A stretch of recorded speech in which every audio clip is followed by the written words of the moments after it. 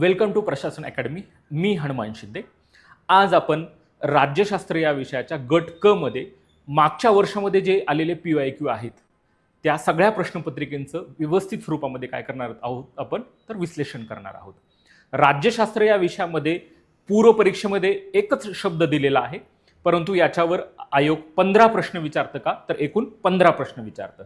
म्हणून त्या सगळ्या 15 प्रश्नांचं आपण काय करणार आहोत विश्लेषण करणार आहोत. एक एक प्रश्नपत्रिका सविस्तर स्वरूपामध्ये आपण अभ्यास करणार आहोत. या वर्षामध्ये झालेली जे 11 जानेवारी 2026 ला झालेला जो पेपर आहे, जो मागच्या वर्षीची जाहिरात होती, त्या पेपरपासून आपण काय करू सुरुवात करू.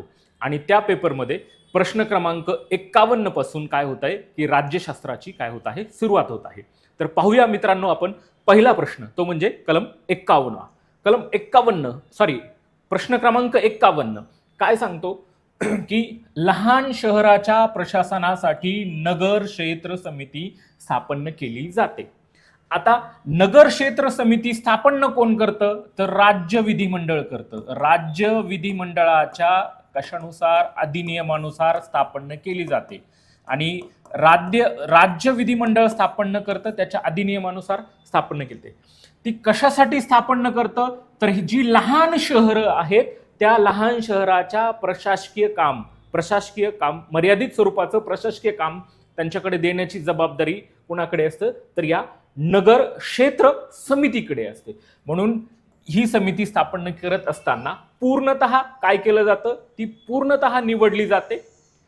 राज्य सरकारद्वारे पूर्णतः नॉमिनेट केलेले सदस्य असतात आणि जी नगर क्षेत्र समिती असती त्या नगर क्षेत्र समितीमध्ये काही जर निर्वाचित सदस्य असतील, उदाहरणार्थ ती एखाद्या नगरपालिकेच्या महानगरपालिकेच्या क्षेत्राच्या स्वरूपामध्ये स्थापन असतील तर तिथे निवडून येणारी जी काही असतील नगरसेवक असतील, त्यामुळे अंशतः तिथली सदस्य असू शकतात आणि अंशतः नॉमिनेट केलेले पण काय असू शकतात सदस्य असू शकतात. अशा पद्धतीने काय आहे की राज्य सरकार पूर्णपणे नॉमिनेट आणि अंशतः नॉमिनेट आणि निवडलेले सदस्य या पद्धतीने काय आहे नगर क्षेत्र समिती काम करते. म्हणून पर्याय क्रमांक याचं उत्तर जे आहे ते वरीलपैकी सर्व.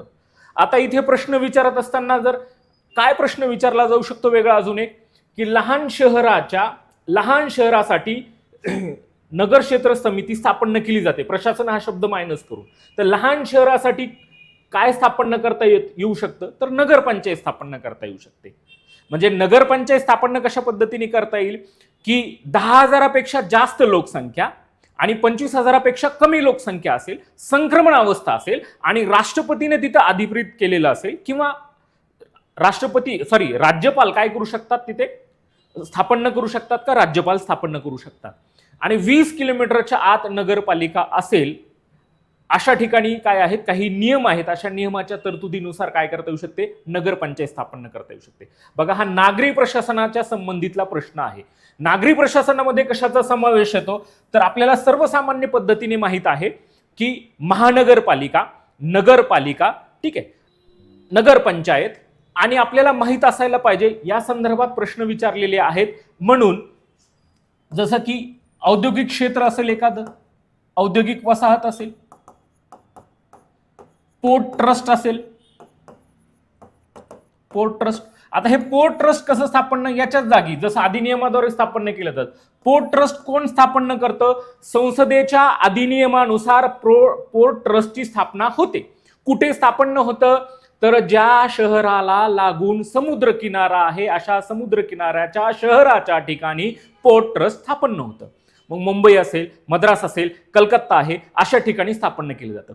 तिथे राहणारे जे नागरिक आहेत त्या नागरिकांच्या सुविधेसाठी म्हणजे सुविधेसाठी काय आहे नागरी सुविधेसाठी काय करता येतं स्थापन करता येतं. तिथल्या संरक्षणाच्या बाबतीत संबंधित काय असेल महानगरपालिका असेल किंवा नगरपालिका असेल तर त्यांच्याकडे त्याचं काय असेल नजीकचं नियंत्रण असेल का तर नजीकचं नियंत्रण असेल. अशा पद्धतीने पोर्ट ट्रस्ट असू शकतं. औद्योगिक वसाहत, जिथं औद्योगिक वसाहत स्थापन झालेली आहे तिथं राहणारे जे नागरिक आहेत त्या नागरिकांसाठी सुविधा उपलब्ध करून देण्यासाठी स्थापन करता येतं औद्योगिक वसाहत.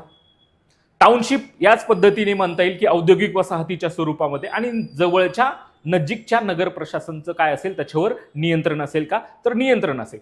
आता इथे असा जर शब्द आला नगरच्या ऐवजी राजपत्रित क्षेत्र समिती.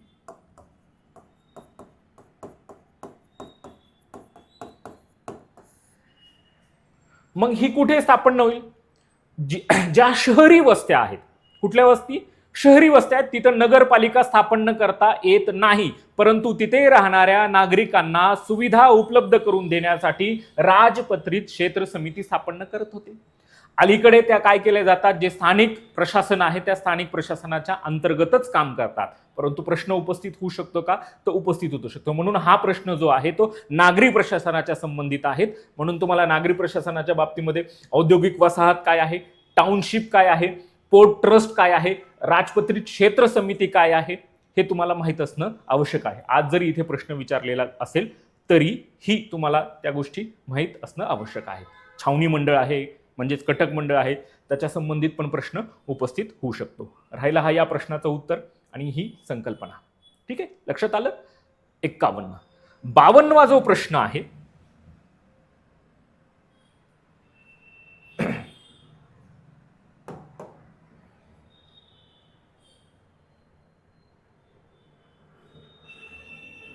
बावन्नवा प्रश्न जो आहे त्या 52व्या प्रश्नाचा प्रश्न जर बघायचा असेल तर तो आहे सार्वजनिक निवडणुकीनंतर पहिली ग्रामसभा चे अध्यक्ष. आणि या शब्दाचा अर्थ माहित असणं आवश्यक आहे. तसेच आणि मग आता नाही कळला तर इंग्लिशमध्ये लक्षात घ्यायचं, ॲज विल ॲज. तसेच वित्तीय वर्षातील पहिल्या ग्रामसभेचे अध्यक्ष कोण असतात? सरपंच असतात. ग्रामसभेचे अध्यक्षच कोण असतात? सरपंच असतात. सरपंचाच्या गैरहजेरीमध्ये कोण काम करतं? कोण असतील? उपसरपंच असतील. आता पहिली निवडणुकीनंतर ग्रामसभा, मग तुम्हाला ग्रामसभा माहित असणं आवश्यक आहे. मग ग्रामसभा आपल्याकडे घटनेमध्ये कलम 243A नुसार 73व्या घटना दुरुस्तीनुसार ग्रामसभा आहे. मग याचा अर्थ याच्या अगोदर ग्रामसभेचा उल्लेख नव्हता का? तर याच्या अगोदर पण उल्लेख होता. महाराष्ट्र ग्रामपंचायत अधिनियम 1958च्या कलम 7 मध्ये ग्रामसभेचा उल्लेख होता. त्याला घटनात्मक दर्जा कधी मिळाला? 73वी घटना दुरुस्ती 1992 पासून 243A नुसार ग्रामसभा घेण्यात येतील. किती ग्रामसभा घेण्यात येतील? 4 ग्रामसभा घेण्यात येतील. 4 कुठल्या? आता पुढचं सेंटेन्स, वित्तीय वर्षातील पहिल्या ग्रामसभेचा वित्तीय वर्ष कधी सुरू होतं? 1 एप्रिल. महसुली वर्ष कधी सुरू होतं? 1 ऑगस्टला. आरबीआयचं वर्ष कधी सुरू होतं? जुलैला. ठीक आहे, आता 1 एप्रिल वित्तीय वर्षातील पहिल्या ग्रामसभेचा. आता ग्रामसभेचा उल्लेख आहे की वित्तीय वर्ष सुरू झाल्यानंतर पहिल्या 2 महिन्याच्या आत काय घेण्यात यावी? ग्रामसभा घेण्यात यावी.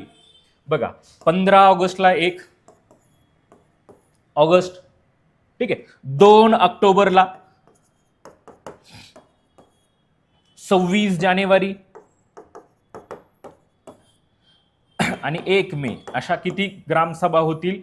4 ग्रामसभा होतील. वर्षातून 4 ग्रामसभा होतील. ठीक आहे, अशा पद्धतीने हे लक्षात घ्यायचंय. म्हणून वित्तीय आहे. आमदारांचा पर्यायामध्ये विचार केला तर आमदारांचा संबंध येत नाही, कारण की पंचायत समितीची जी आमसभा आहे त्या पहिली जी आमसभा आहे त्याचे अध्यक्ष म्हणून आमदार असतात. खासदारांचा उल्लेख नाही. ठीक आहे, सरपंचच हे असतात. घटनेमध्ये आपला उल्लेख आहे त्याचा. आणि सरपंचाच्या गैरहजेरीमध्ये कोण काम करतील? उपसरपंच करतील. अशा पद्धतीने म्हणून ग्रामसभेमध्ये अध्यक्ष कोण असतील? सरपंच. लक्षात आलं? म्हणून प्रश्न क्रमांक 52 याचं उत्तर काय आहे? सरपंच. आलं लक्षात? पुढचा जो प्रश्न आहे 53वा प्रश्न. आणि 53व्या प्रश्नाचा आपल्याला अभ्यास करत असताना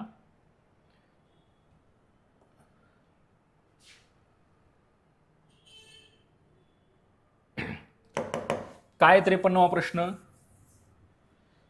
राज्यपालाकडे भारतीय राज्यघटनेतले अनुच्छेद, कलम, आर्टिकल नुसार राज्याचे कार्यकारी सत्ता आहे. मग आपल्याला माहित असायला पाहिजे की राज्यपाल हे घटनेमध्ये कलम 153 ते 162 मध्ये आहेत आणि 163 मध्ये राज्यपालाचे स्वविवेकाधिकार आहेत, जे की राष्ट्रपतीपेक्षा व्यापक आहेत.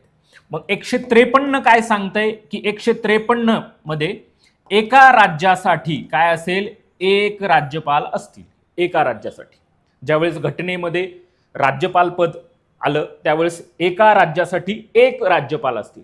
परंतु पुढे 7वी घटना दुरुस्ती झाली 1956 आणि या घटना दुरुस्तीनुसार एक किंवा अनेक राज्यांसाठी काय असतील, राज्यपालांची तरतूद असेल का, तर राज्यपाल असतील. एक राज्य एक केंद्रशासित प्रदेशाचा कारभार त्यांच्याकडे देता येऊ शकतो. एक किंवा अनेक अशा पद्धतीची तरतूद करण्यात आली कलम 153 नुसार. 154 नुसार कार्यकारी अधिकार कुणाला असतील, राज्यपालाचे असतील. कार्यकारी अधिकार कुणाच्या नावाने कारभार चालेल, राज्यपालाच्या नावाने चालेल. राज्यपाल ते अधिकार आपल्या अधिकारामार्फत वापरतील का, तर अधिकाऱ्यामार्फत पण वापरू शकतात. कुणाच्या नावाने कारभार चालेल, राज्यपालाच्या. म्हणजेच एक्झिक्युटिव्ह स्वरूपातले अधिकार कुणाला असतील, राज्यपालाला असतील कलम 154 नुसार. कलम 155 नुसार राज्यपालाची काय आहे, नेमणूक केली जाते. काय केली जाते, नेमणूक, निवड नाही. ठीक आहे. 156 नुसार काय आहे, त्यांचा कार्यकाल आहे. कार्यकाल किती वर्षाचा असेल, 5 वर्षाचा असेल, राष्ट्रपतीची मर्जी असेपर्यंत. कलम 157 नुसार काय आहेत, त्यांच्या पात्रता आहेत का, पदासाठी उभा राहण्यासाठी असलेल्या पात्रतांचा उल्लेख आहे. कलम 158 नुसार काय आहेत, शर्ती आहेत. पात्रता आणि शर्ती उभा राहण्याच्या पूर्वी पात्रता आहेत आणि निवडून आल्यानंतर म्हणजेच त्यांची निवड होते, निवडून येतात का, नेमणूक केली जाते. म्हणून नेमणूक झाल्यानंतर त्यांच्या शर्ती. 159 नुसार त्यांची शपथ आहे. ठीक आहे. आणि घटनेमध्ये राष्ट्रपती, उपराष्ट्रपती आणि कोण, राज्यपाल यांच्यात शपथ याचा नमुना आहे. 160 आर्टिकल काय सांगतं, 160 की कर्तव्य कोण पार पाडण्यासाठी सांगू शकतं, राष्ट्रपती. म्हणजे राज्यपालांना काय आहे, आकस्मिक स्थितीमध्ये काही अधिकार आहेत का, तर काही अधिकार आहेत. कलम 161 नुसार माफीचा अधिकार आहे. फरक आहे 72 आणि 71 मध्ये. 72 दयाचा अधिकार जो आहे तो कुणाचा आहे, राष्ट्रपतीचा आहे. 161 माफीच्या बाबतीमध्ये, दोन्हीमध्ये फरक आहे. आणि 162 नुसार कार्यकारी अधिकार आहेत केंद्र आणि राज्यांच्या बाबतीमध्ये.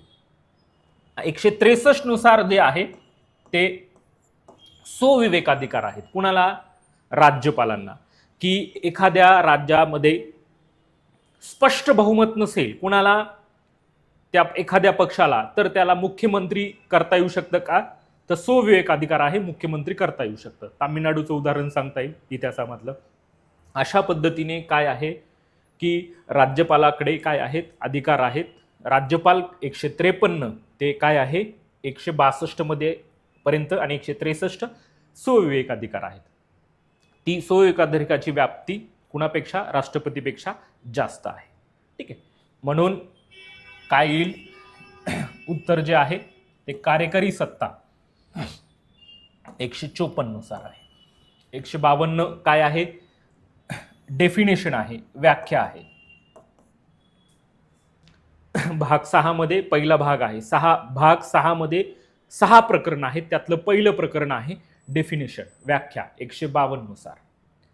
ठीक आहे. 153 नुसार काय आहे, एका राज्यासाठी एक राज्यपाल, मी सांगितल्याप्रमाणे. 55 नुसार काय आहे, त्यांची नेमणूक असेल. म्हणून उत्तर आहे 1. लक्षात आलं. म्हणून जसा इथे प्रश्न कशावर विचारला, राज्यपालावर विचारला, तसाच प्रश्न राष्ट्रपतीवर पण कलमावर प्रश्न विचारलेले आहेत का, तर विचारलेले आहेत. म्हणून पॅरलल लक्षात ठेवायचं. 52 ते 62 मध्ये राष्ट्रपती आहेत आणि मग त्याची कलम आहेत 52. तो पण प्रश्न 24 ला विचारलेला आहे. प्रश्न क्रमांक 54, खालीलपैकी बरोबर जुळत नाही. म्हणजे काय ओळखायचंय? चुकीचं ओळखायचंय. मग आता ही तर जुळत नाही म्हटल्यानंतर चूक आहे, म्हणजेच काय? असत्य आहे, योग्य नाही. ठीक आहे, चुकीचं असलेलं ओळखायचं आहे, असत्य असलेलं ओळखायचं आहे, योग्य नाही, योग्य नसलेले, हे माहित हळूहळू लक्षात येईल. मग फंडामेंटल राईट्स जर तुम्हाला माहित असतील तर तुम्हाला ते लक्षात येईल. समानतेचा अधिकार कलम किती? 14 ते 18 मध्ये आहे. कलम 14 ते 18 मध्ये. शोषणाचा जो अधिकार आहे तो शोषणाचा जो अधिकार आहे कलम 23 ते 24 आहे. काय आहे? 23 ते 24 आहे. मग आता हा 20 ते 22 कुठला आहे हे माहित असणं आवश्यक आहे. मग दुसरा जो हक्क आहे तो स्वातंत्र्याचा हक्क आहे, कलम 19 ते 22 मध्ये आहे. धार्मिक स्वातंत्र्याचा जो हक्क आहे तो 25 ते 28 आहे का? तर तो 25 ते 28 आहे. सांस्कृतिक आणि शैक्षणिक जो अधिकार आहे तो 29 ते 30 आहे का? तर तो 29 ते 30 आहे. म्हणजे जे आपल्याकडे मूळ 6 गट आहेत कशाचे? फंडामेंटल राईट्सचे. पहिला समानतेचा हक्क कलम 14 ते 18. कलम 14 कायद्यापुढे समानता, 15 भेदभाव अभाव, 16 समान संधी, 17 अस्पृश्यता, 18 पदव्या देण्यास बंदी, समानतेचा हक्क. दुसरा जो स्वातंत्र्याचा जो हक्क आहे कलम 19 ते 22, त्याच्यामध्ये कलम 19 नुसार काय आहे? अभिव्यक्ती स्वातंत्र्य आहे. कलम 20 नुसार जोपर्यंत कुठलाही गुन्हा सिद्ध होत नाही त्या गुन्ह्याची शिक्षा भोगावी लागत नाही. कलम 21 नुसार जीविताचं संरक्षण खूप व्यापक आहे. त्याच्यामध्ये पुढे ऍड झाला कलम 21A, एज्युकेशनच्या 6 ते 14 गटातील मुलामुलींना मोफत आणि सक्तीचं शिक्षण देण्यात यावं. 22 नुसार प्रतिबंधित अटकपूर्व जामिनीपासून सुटका असावी, अशा पद्धतीचं. ठीक आहे. आणि 24 बालकामगाराच्या बाबतीमध्ये आहे आणि 23 वेठबिगारीच्या स्वरूपामध्ये आहे. अशा पद्धतीने म्हणून शोषणाविरुद्धचा हक्क जो आहे तो कुठला आहे? कलम 23 आणि 24 हे माहीत असणं आवश्यक आहे. देह विक्री, शरीर विक्री, वेठबिगारी कलम 23 मध्ये आहे आणि 14 वर्षाखालील बालकामगार 24 आर्टिकल आहे. धार्मिक स्वातंत्र्याचा हक्क आहे 25 ते 28 आणि सांस्कृतिक आणि शैक्षणिक वारशाचा हक्क आहे. म्हणजे तुम्हाला हे गट माहीत असणं आवश्यक आहे. ठीक आहे. आणि याच्यामध्ये काय होतं? ही 4 हक्क आली. मग सांस्कृतिक वारसा आहे, तसंच तुम्हाला हक्क माहीत असताना घटनात्मक उपाययोजनेचा हक्क कलम 32, त्याच्यावर पण प्रश्न आयोगाने प्रश्न विचारलेला आहे, ते पण आपल्याला माहीत असणं. हे अल्टरनेट प्रश्न विचारतील पुढे पाठीमागे, म्हणून तुम्हाला फंडामेंटल राईटचा गट तर माहीत पाहिजे. आता आर्टिकलवर पण प्रश्न विचारलेत. इकडे आर्टिकल दिलेला आहे, हा पण प्रश्न आहे तुम्हाला, आणि इकडे त्याची योग्य जोड्या लावा. म्हणून फंडामेंटल राईट्स माहीत पाहिजेत का? तर माहीत पाहिजेत. ठीक. म्हणून हे प्रश्न सोपे जातील आपल्याला. लक्षात आलं? समानतेचा हक्क, स्वातंत्र्याचा हक्क, शोषणाचा हक्क, धार्मिक स्वातंत्र्याचा, शैक्षणिक वारशाचा हक्क, घटनात्मक उपाययोजनेचा हक्क, ही फंडामेंटल राईट्स आहेत. योग्य ओळखा, अयोग्य ओळखा, इथं आर्टिकल वेगवेगळ्या स्वरूपातले येतील, ते तुम्हाला बघायचे आहेत. ठीक आहे. आयडेंटिफाय करायची आहे. इथं फक्त आयडेंटिफाय आहे माहीत असेल तर, वेगळी कॉन्सेप्टचा मुद्दा येत नाही. मुद्दा लक्षात आला? प्रश्न क्रमांक 54 जुळत नाही म्हणजे काय आहे? उत्तर क्रमांक पर्याय क्रमांक 2. 55वा प्रश्न. 55चा पोलीस पाटलाची नेमणूक. आता पोलीस पाटलाची नेमणूक सुरुवातीला जो महसूल कायदा होता त्या महसूल कायद्यामध्ये सुरुवातीला तो प्रांत करायचा, पण आता परीक्षा घेतली जाते आणि परीक्षा घेत असताना त्यांची नेमणूक करण्याचा अधिकार कुणाला आहे? जिल्हाधिकाऱ्यांना आहे. त्याच्यावर नियंत्रण कुणाचं असेल? तर तहसीलदारांचं असेल. पालकमंत्र्यांचा संबंध येत नाही. बडतर्फ करण्याबाबत जर मुद्दा म्हणजे त्याला निलंबित करण्याचा जो अधिकार आहे तर त्याचा वापर उपजिल्हाधिकारी करू शकतात का? तर करू शकतात. इथे आपल्याला फक्त नेमणुकीबद्दलचा प्रश्न विचारलेला आहे. नेमणूक कोण करतात? जिल्हाधिकारी होतात. आता लेखी परीक्षा होती, पूर्वी पात्रता. मग पोलीस पाटील कोण असतो? ते जे पोलीस प्रशासन आहे तो सरकारी नसतो, पण पोलीस प्रशासनातला सगळ्यात तळाचा. गावामध्ये कायदा आणि सुव्यवस्था राखण्याचं काम त्यांनी करायचे. अनैसर्गिकरित्या मृत्यू जर झाला तर लगतच्या जवळच्या पोलीस स्टेशनला त्यांनी माहिती कळवण्याचं काम कुणाचं आहे? पोलीस पाटलाचं आहे. विना परवाना शस्त्र जर कुणी बाळगत असेल गावामध्ये तर त्याचं काय करायचं आहे, तो परवाना जे की आहे ते शस्त्र काढून घ्यायचं आहे. संबंधित कायदा आणि सुव्यवस्था गावामध्ये राखण्याचं काम कुणाचं आहे, पोलीस पाटलाचं आहे का, तर पोलीस पाटलाचं आहे. आज पोलीस पाटलाचा नेमणुकीबद्दल प्रश्न विचारला, तिथेच तुम्हाला कोतवालाच्या नेमणुकीबद्दलचा प्रश्न उपस्थित होऊ शकतो. पोलीस प्रशासन महसूल प्रशासनाच्या बाबतीतलं. मग हे असे प्रश्न तुम्हाला विचारतात आहे. आपल्याला इथे याचं उत्तर जे आहे ते काय आहे, जिल्हाधिकारी आहे. पुढचा जो प्रश्न आहे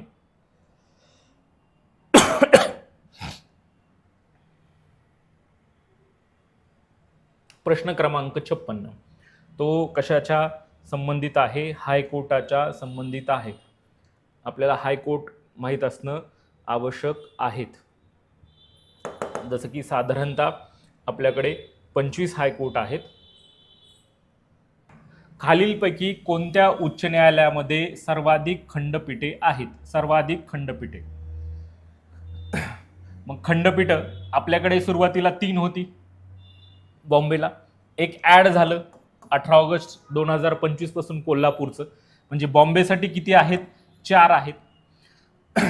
अलाहाबाद जे उच्च न्यायालय आहे, तर या अलाहाबाद उच्च न्यायालयाच्या बाबतीमध्ये जर विचार जर केला, स्थापनेमध्ये बघा अगोदर प्रश्न विचारत असताना असाही प्रश्न 1862, 1866, 1949 आणि 1956 असा प्रश्न, म्हणजे त्याची स्थापना, चढता क्रम उतारता क्रम असं विचारता येऊ शकतं. अजून एक इथं आहे की अलाहाबाद यूपी पण लखनौ मुख्यालय आणि खंडपीठ लखनौला आहे. आता राजस्थान राजधानीचं ठिकाण काय आहे, जयपूर, पण मुख्यालय कुठे आहे, जोधपूरला, म्हणजे खंडपीठ काय आलं, जयपूर. ठीक आहे. मध्य प्रदेश, आता मध्य प्रदेशचं कॅपिटल काय आहे.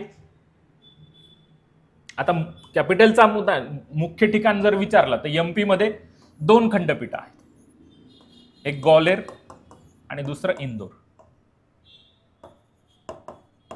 म्हणून 2 खंडपीठ कुठं आहेत, एमपीला आहेत. म्हणून इथे प्रश्न बघत असताना त्या मुद्द्याचा समावेश आहे का, तर तो आहे. सविस्तर बघायचं आपल्याला. ठीक आहे. म्हणून बॉम्बेसाठी किती आहेत, 4 आहेत. ठीक आहे. मध्य प्रदेशचं जे मुख्यालय आहे ते कुठे आहे, जबलपूरला, म्हणजे मुख्य राजधानीचं ठिकाण सोडून जबलपूरला. मग तो प्रश्न येईल. म्हणून 4 खंडपीठ, सर्वाधिक जास्त खंडपीठ कुठे आहेत, तर बॉम्बेला आहेत, 4. मग 4 कुठली आहेत, 2 राज्य आणि 1 केंद्रशासित प्रदेशासाठी. महाराष्ट्रासाठी महाराष्ट्र, गोवा, दीव दमण, दादर नगर हवेली. तर जी पूर्वीची होती, ज्यांची नावं जी की आहे, नागपूर करारानुसार जे खंडपीठ असेल तर एक नागपूरला असेल. नाव जरी शहरांची बदलली तरी खंडपीठांची नावं बदललेली नाही आहेत, कारण की कार्यकारी यंत्रणा आणि न्याय यंत्रणा ही काय आहे, वेगळी आहे. औरंगाबाद खंडपीठ, पणजी 3रं आहे आणि 4थं जे आहे ते कोल्हापूरचं आहे. कुठले, कोल्हापूरचं. अलीकडे 18 ऑगस्ट 2025 पासून काय आहे, याचं काम चालू आहे. म्हणून लक्षात घ्यायचंय की खालीलपैकी कोणते उच्च न्यायालय सर्वाधिक जास्त कुठे आहे, तर बॉम्बे येथे किती आहेत, बॉम्बे उच्च न्यायालयाच्या अंतर्गत 4 आहेत. गुवाहाटीला किती आहेत, 3 आहेत. आणि एकमेव जर विचार केला तर दिल्लीसाठी एकमेव एक हायकोर्ट आहे. म्हणून तशा पद्धतीचा प्रश्न आहे. इथे प्रश्न विचारत असताना काय काय प्रश्न निर्माण होऊ शकतात बघा. इथे देत असताना 3 अशी उच्च न्यायालये आहेत. त्या 3 उच्च न्यायालयामध्ये मुख्यालय सोडून त्याचं काय आहे, ठिकाण आहे आणि त्याची खंडपीठ आहे. लक्षात आलं. म्हणून इथे 4 आहेत. अलाहाबादच्या बाबतीमध्ये 1 आहे, एमपीच्या बाबतीमध्ये 2 खंडपीठ आहेत आणि राजस्थानच्या बाबतीमध्ये 1 खंडपीठ आहे. मुद्दा लक्षात आला. म्हणून 56चं उत्तर काय आहे, 1. 57वा प्रश्न आहे. या 57व्या प्रश्नावर आपल्याला अभ्यास करायचा किंवा त्याचं विश्लेषण करायचंय. तर कोणत्या परिशिष्टामध्ये भारताची अधिकृत भाषा आहे. मग परिशिष्ट आता कंबाईन आहे बी आणि सी, तर तिथं काय आहे की तुम्हाला परिशिष्ट माहीत असणं आवश्यक आहे. मग आता परिशिष्ट माहीत असताना तुम्हाला काय की पहिलं जे परिशिष्ट आहे, या पहिल्या परिशिष्टामध्ये कशाचा समावेश आहे? केंद्र व राज्य यांची नावं आहेत. दुसऱ्या परिशिष्टामध्ये काय आहे? पगार आणि भत्ते आहेत. काय आहेत? पगार आणि भत्ते. तिसऱ्या परिशिष्टामध्ये काय? जे की शपथ आणि प्रतिज्ञा आहे. चौथ्यामध्ये काय आहे? 12 सदस्य राज्यसभेवर काय निवडण्याच्या मध्ये. पाचवं जो आहे, पहिला पर्याय जो पाचवा आहे की काय आहे? आरक्षण आहे. कशाचं? अनुसूचित जमातीच्या बाबतीमध्ये, अनुसूचित क्षेत्र असेल त्याच्या बाबतीत, त्याच्या बाबतीतलं प्रशासन आहे, त्याच्या प्रशासनाबाबतीमध्ये. आणि सहाव्या परिशिष्टामध्ये काय आहे? उत्तर पूर्वीय तरतुदी आहेत मेघालयच्या बाबतीमध्ये.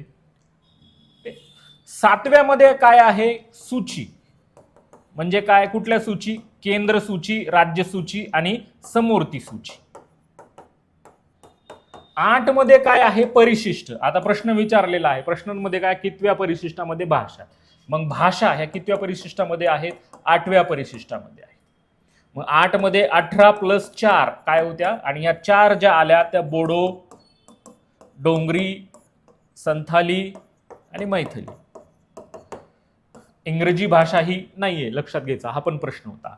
9व्या मध्ये काय आहे? जमीन विषयक, जे की मूळ घटनेमध्ये 8च परिशिष्ट होते, नंतर ऍड झालेलं जमीन विषयक. मग जमीन विषयक पहिल्या घटना दुरुस्ती 1951 नुसार ऍड करण्यात आलं. 10वं जे परिशिष्ट आहे त्या 10व्या परिशिष्ट, हे का सांगतोय की दोन्ही ठिकाणी प्रश्न आहेत मागच्या 2 वर्षामध्ये. 10व्या परिशिष्टामध्ये काय आहे? पक्षांतर बंदी. आणि पक्षांतर जी बंदी झाली ती पक्षांतर बंदी आपल्याकडे मूळ घटनेत होती का?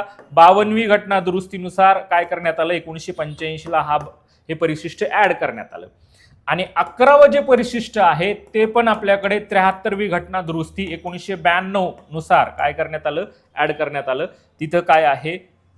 ग्रामीण प्रशासनाच्या मध्ये जिल्हा परिषद, पंचायत समिती, ग्रामपंचायतच्या मध्ये.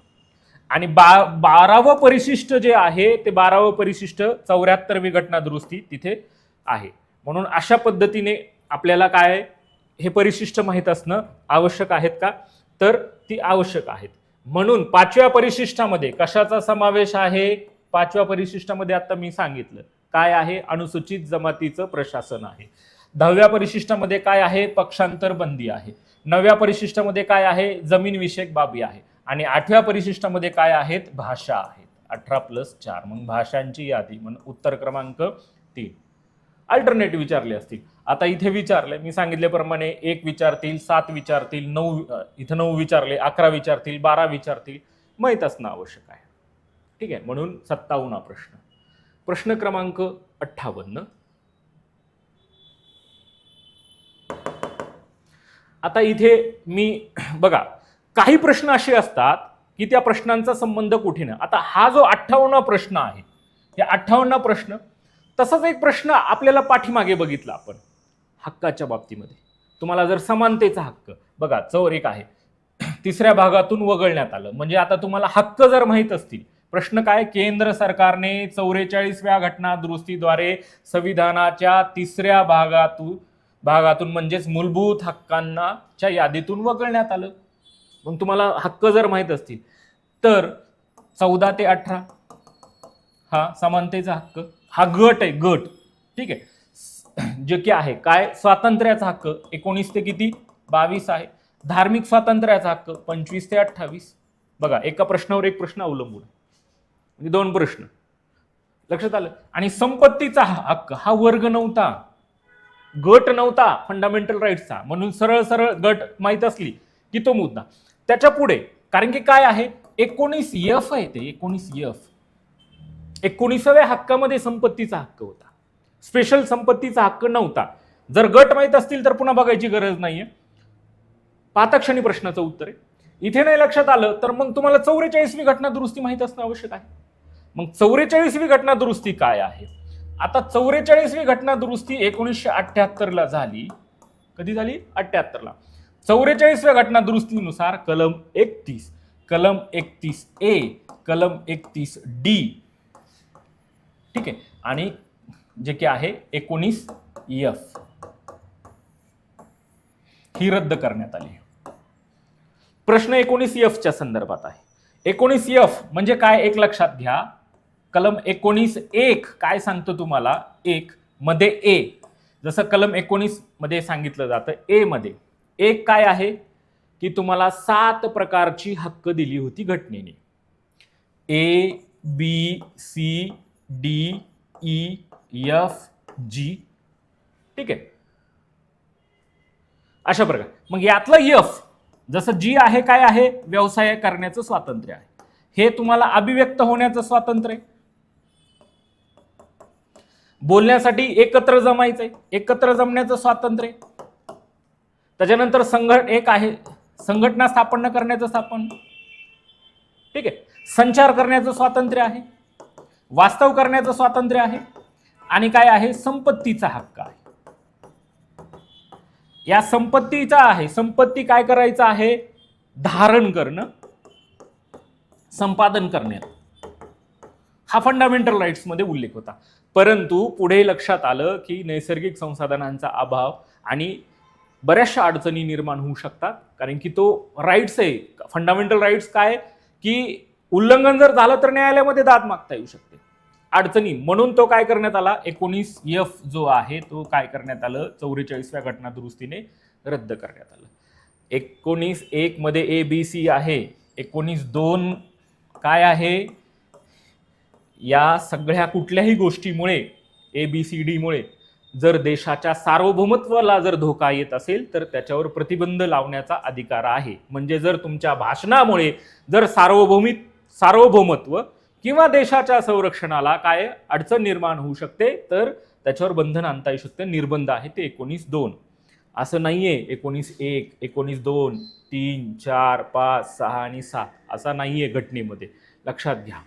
म्हणून 44व्या घटना दुरुस्ती माहित असेल तर तो माहित असणं आवश्यक आहे. आणि 19D होतं ते 42व्या घटना दुरुस्तीने ऍड केलं आणि 44व्या घटना दुरुस्तीने रद्द केलं. ते मुख्य जे आपल्याला काय आहे गरजेचं आहे का, तर ते आपल्याला सध्या तरी गरजेचं नाही, पण काय आपल्याला तिथे कशाचा उल्लेख होता ते पण माहित असणं आवश्यक आहे. की राष्ट्रविरोधी जी कारवाई होती त्या राष्ट्रविरोधी कारवाईच्या प्रतिबंधित कायद्याचं संरक्षण होतं. ठीक आहे. आणि ए मध्ये कशाचा समावेश होता, राज्य काय करेल, राज्य म्हणजे स्टेट एखाद्या मालमत्तेचं संपादन संबंधित व्यक्तीच्या संमतीने करेल, ते काढून टाकण्यात आलं. जर आता संमतीची गरज नाही, लोकहित जर असेल तर सरकार ते काय करू शकतं, धारण करू शकतं का, तर करू शकतं. त्याच्यात बऱ्याचशा गोष्टी आहेत. आणि 31 कलम मध्ये काय झालेले बदल झालेला आहे. अशा पद्धतीने काय करण्यात आलं, 44व्या घटना दुरुस्तीनुसार या मुद्द्यांचा समावेश आहे. ठीक आहे. म्हणून आपल्याला उत्तर जे आहे कुठल्या प्रश्नाचं, प्रश्न क्रमांक 58 काय आहे, वगळण्यात आलं यादीतून, पर्याय क्रमांक 3, 58 प्रश्न. 59वा प्रश्न जो आहे,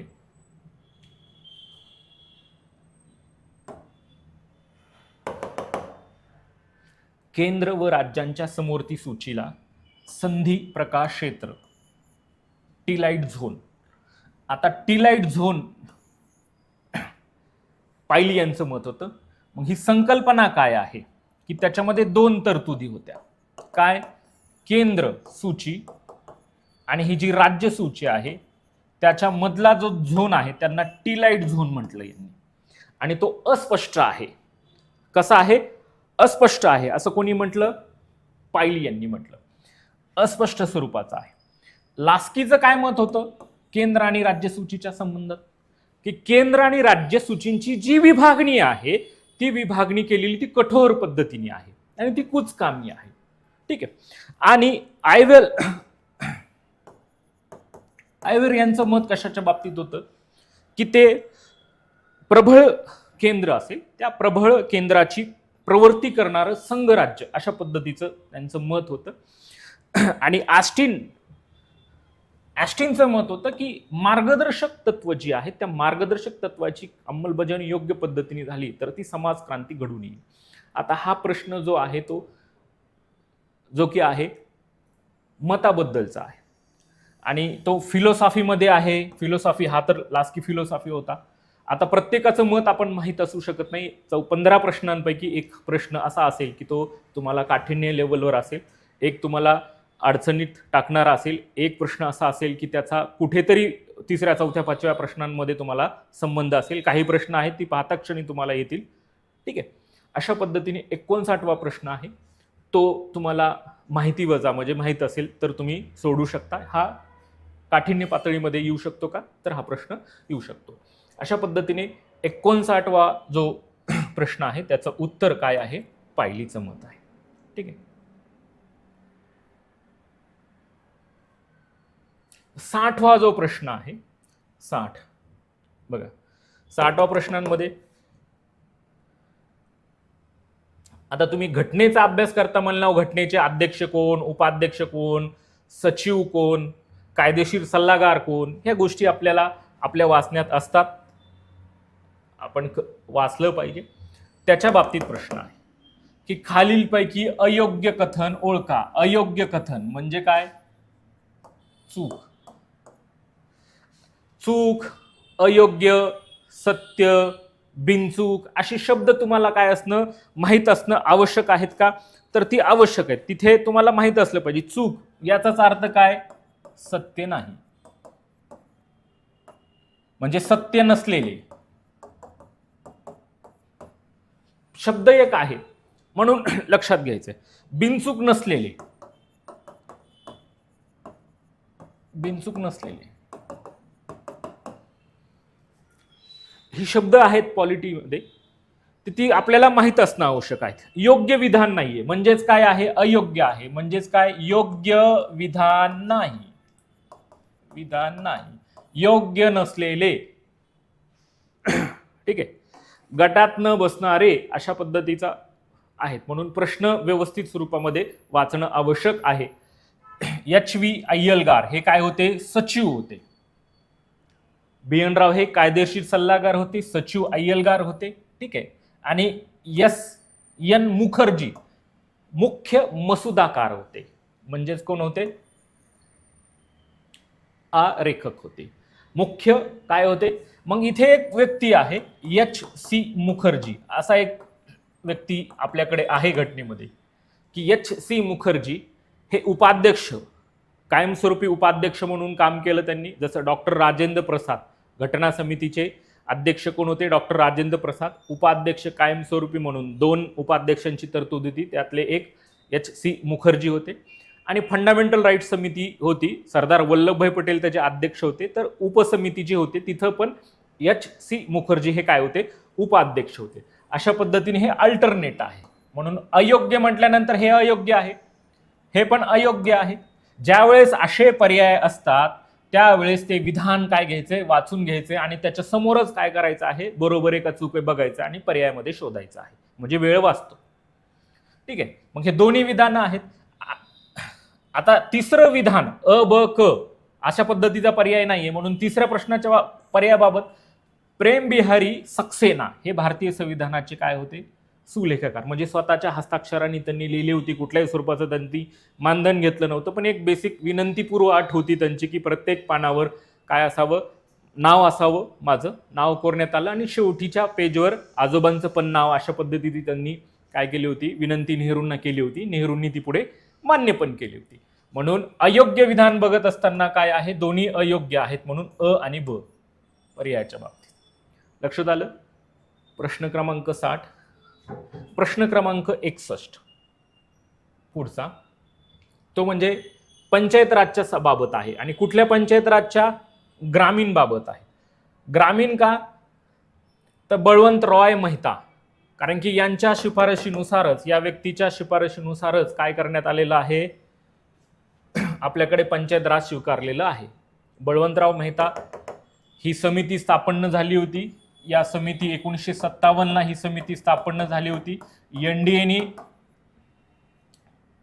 त्यांचा एनडीए जे की आहे 1958ला त्याचा काय केला होता, अहवाल स्वीकारला होता. आणि 2 ऑक्टोबर 1959ला बळवंतराव मेहता समितीच्या शिफारशी राजस्थान राज्याने स्वीकारल्या 2 ऑक्टोबर 1959ला आणि पंचायत राज स्वीकारणारं पहिलं राज्य राजस्थान होतं, जिल्हा नागौर होता. जसं सेंट्रल लेवलला बळवंतराव मेहता होती, स्टेट लेवलला वसंतराव नाईक समिती 1960ला स्थापन झाली होती, 61ला अहवाल आला आणि 62 पासून पंचायत राज स्वीकारणारं महाराष्ट्र हे 9वं राज्य बनलं. आणि 73वी घटना दुरुस्ती लागू झाल्यानंतर पहिलं राज्य जे होतं ते मध्य प्रदेश होतं. म्हणून बळवंतराव मेहता समितीच्या ज्या शिफारशी आहेत त्यांची पहिली शिफारस होती की कसं असावं, ग्रामीण प्रशासन त्रिस्तरावर असावं, ग्रामपंचायत, पंचायत समिती आणि जिल्हा परिषद असा त्रिस्तर असावा. आमदार आणि खासदार यांना जिल्हा परिषदमध्ये सदस्यत्व असावं. जिल्हाधिकारी हा जिल्हा परिषदचा काय असावा, अध्यक्ष असावा. आणि काय करण्यात यावं, पंचायत समिती आणि जिल्हा परिषदचे सदस्य यांना काय अप्रत्यक्षरित्या त्याच्यामध्ये अप्रत्यक्षपणे निवडले जावेत का, अप्रत्यक्षपणे निवडले जावेत. ग्राम पंचायतमध्ये सचिव म्हणून कोण ग्रामसेवक काम करेल. न्याय पंचायती पंचायत समितीपासून काय करण्यात याव्या, वेगळ्या करण्यात याव्यात का, तर वेगळ्या करण्यात याव्या. अशा पद्धतीच्या काय होता त्यांनी शिफारशी केल्या होत्या. आता इथे लक्षात घ्यायचंय की ग्रामपंचायत पहिली काय आहे शिफारस, ग्रामपंचायत प्रत्यक्ष निवडून आलेल्या प्रतिनिधीचं स्थापन केली जाईल का, तर स्थापन केली जाईल, तो पहिला स्तर असेल असं पण सांगितलं त्यांनी. पंचायत समिती आणि जिल्हा परिषद मध्ये प्रत्यक्ष निवडून आलेल्या प्रतिनिधीचं स्थापन करावी, यांची शिफारस होती अप्रत्यक्ष. यांनी अजून काय शिफारस होती की आमदार आणि खासदार यांना जिल्हा परिषदमध्ये प्रत्येक काय असावं, सदस्यत्व असावं, डायरेक्ट सदस्यत्व असावं. अशा पद्धतीची पण शिफारस त्यांनी केली होती. जिल्हाधिकारी हा जिल्हा परिषदचा काय असावा, अध्यक्ष असावा. ही तरतूद आहे का, नाहीये. याच्यामध्ये बदल केला. वसंतराव नाईक समितीने शिफारस केली की जे की आहे जिल्हा परिषदचा अध्यक्ष हा काय असावा, सीईओ असावा. अशा पद्धतीची शिफारस वसंतराव नाईक समितीने केली होती. म्हणून जे की आहे उत्तर बघत असताना 2 योग्य शिफारशी आहेत. योग्य शिफारस काय आहे, अ आणि क. चुकीची बद्दल म्हणून अ आणि क. उत्तर क्रमांक 3 जे की आहे. म्हणून बळवंतराव मेहता समिती काय आहे, ज्या की केंद्र स्तरावर स्थापन झालेल्या समिती होत्या. बळवंतराव मेहता समिती होती, लना बोंगीरवार समिती होती, अशोक मेहता समिती होती, सिंघवी समिती होती. त्या सिंघवी समितीच्या शिफारशीनुसारच पुढे 73वी घटना दुरुस्ती आपल्याकडे आली का, तर 73वी घटना दुरुस्ती आली. म्हणून तिथं मुख्य स्वरूपामध्ये आपल्याला त्या गोष्टीचा समावेश आहे का, तर तो समावेश माहीत असणं आवश्यक आहे. बळवंतराव मेहता समितीच्या शिफारशीनुसारच आपल्याकडे विकेंद्रीकरण आलं, सत्तेचं विकेंद्रीकरण, आणि तो त्रिस्तर करण्यात आला. ठीक आहे. अशा पद्धतीने 62व्या प्रश्नाचं उत्तर आहे. 63वा जो प्रश्न आहे,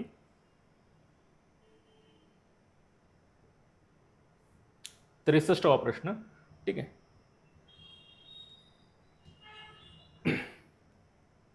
तो म्हणजे प्रश्न क्रमांक 63. तो म्हणजे खालीलपैकी कोणत्या सूचीमध्ये काय आहे, प्रतिबंधनात्मक स्थानबद्धता आहे. आता इथे सरळ आहे की प्रतिबंधनात्मक स्थानबद्धतेचा जो अधिकार आहे तो सेंट्रलकडे आहे, आणि तो सेंट्रलकडे आहे तर सेंट्रलमध्येच त्याचा समावेश आहे. कुठल्या सूचीमध्ये, केंद्र सूचीमध्ये उल्लेख आहे. आणि एक मुख्य विचार केला म्हणून राज्य सूची येईल का, येणार नाही.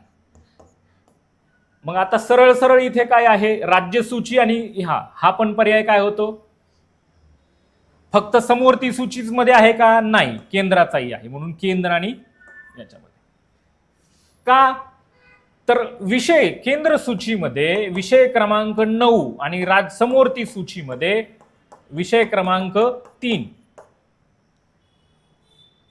कशाच्या बाबतीमध्ये आहे, विषय क्रमांक की तो संरक्षण, परराष्ट्र व्यवहाराच्या संबंधीमध्ये आणि सुरक्षितता याच्या संबंधी प्रतिबंधात्मक स्थानबद्धता आहे का, तर प्रतिबंधात्मक स्थानबद्धता आहे. आणि समवर्ती सूचीमध्ये विषय क्रमांक 3 मध्ये राज्य आहे, त्या राज्याची सुरक्षितता, सार्वजनिक सुव्यवस्था आणि तिथं पुरवठा, आवश्यक पुरवठा याच्या बाबत प्रतिबंधात्मक स्थानबद्धता करण्याचा अधिकार आहे का, तर तो अधिकार आहे.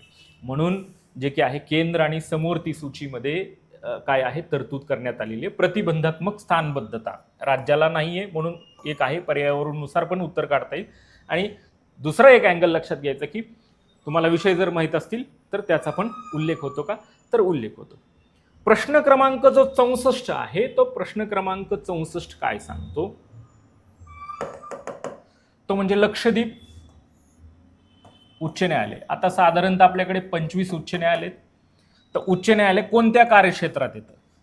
ठीक आहे, बघा 2 प्रश्न आले हायकोर्टावर, हायकोर्टाच्या संबंधित. कार्यक्षेत्र कर्नाटक. आता लक्षद्वीप आहे तर लक्षद्वीप हे केरळच्या अंतर्गत आणि केरळचं मुख्यालय जे आहे ते कुठे आहे, जे की आहे एर्नाकुलम. मग आता याच्या स्थापनेबद्दल जर विचार जर केला तर कर्नाटक 1884 आहे, बेंगलोरला स्थापना आहे. त्याच्यानंतर जे की आहे केरळची स्थापना 1956 आहे आणि त्याच्या अंतर्गत काय येतं, लक्षद्वीप. आणि मद्रासच्या अंतर्गत काय तर आपल्याला माहित असणं जे की मुख्यालय चेन्नईला आहे आणि एक केंद्रशासित प्रदेश जे की आहे पॉंडिचेरीचा पण उल्लेख येतो का, तर येतो. म्हणून 1862 मध्ये स्थापन झालेलं आहे. ठीक आहे. आणि ओडिसा जे की कटकला आहे, 1948 ला काय झालेली आहे, त्याची काय करण्यात आली आहे, स्थापना करण्यात आली का, तर स्थापना करण्यात आली. म्हणून लक्षद्वीप कोणत्या उच्च न्यायालयाच्या कार्यक्षेत्रात येतं, सर्वाधिक जास्त जर विचार जर केलं, सुरुवातीला गुवाहाटी हे होतं 7 राज्यांसाठी, आता त्याचं विभाजन झालं. उच्च न्यायालयाच्या बाबतीमध्ये बघितलं की 25 उच्च न्यायालय आहे. ठीक आहे. आणि त्याच्यामध्ये कर्नाटक 1884 ला जे की आहे स्थापन झालेलं आहे, त्याचं मुख्यालय बेंगलोरला आहे. ओडिसा कटक 48, मद्रास 1862, पॉंडिचेरी येतं आणि केरळसाठी 1956 येतं. म्हणून केरळच्या अंतर्गत येतं आणि केरळचं मुख्यालय पण सांगितलेलं आहे, ते म्हणजे कुठलं आहे, एर्नाकुलम. अशा पद्धतीने प्रश्न क्रमांक काय आहे, 64. आणि 65वा जो प्रश्न आहे तो 65वा प्रश्न मूळ, गाभा, सेंटेन्स असे ऍड करून प्रश्न विचारलेले आहेत. मी डायरेक्ट पेपर काढून दाखवतोय तुम्हाला, पेपरवरून तुम्हाला लक्षात येईल की काय आहे. ठीक आहे. प्रश्न क्रमांक 65 काय, खालीलपैकी कोणते विधान सत्य नाही. सत्य नाही याचाच अर्थ काय, चूक आहे, बरोबर नाही, बरोबर नसलेले. काय आता इथे पर्याय आहेत का, नाही. आता डायरेक्ट बघायचं. राज्यघटनेची अंमलबजावणी, अंमलबजावणी या शब्दात उत्तर आहे. शब्द महत्वाचे आहेत राज्यशास्त्रामध्ये. अंमलबजावणी 26 जानेवारी 1950 ला. मग पुढचं विधान काय आहे, चूक आहे. ठीक आहे.